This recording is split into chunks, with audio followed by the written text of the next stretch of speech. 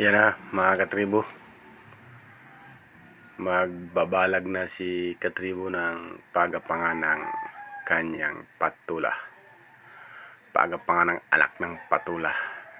Yan, tuloy na ang kanyang pagtali para sa kanyang pagapangan ng patula at karabansus.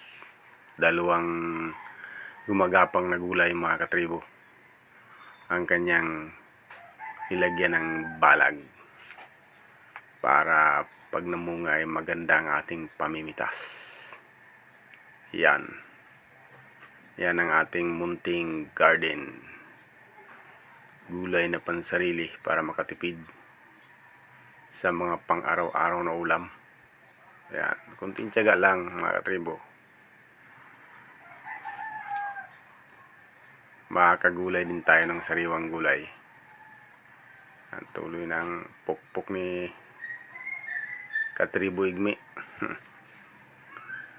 Tuloy ang kanyang paggawa tali para magkaroon ng magandang gapangan.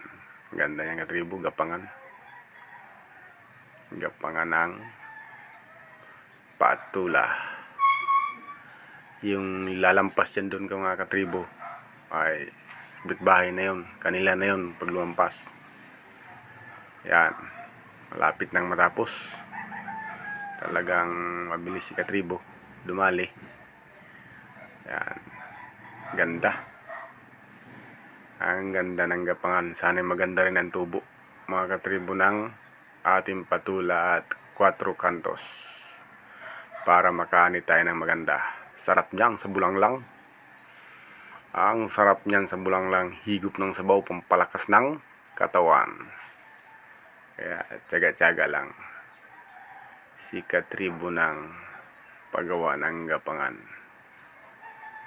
Yan, baganda ng gapangan, bagong bago, yari sa kawayan.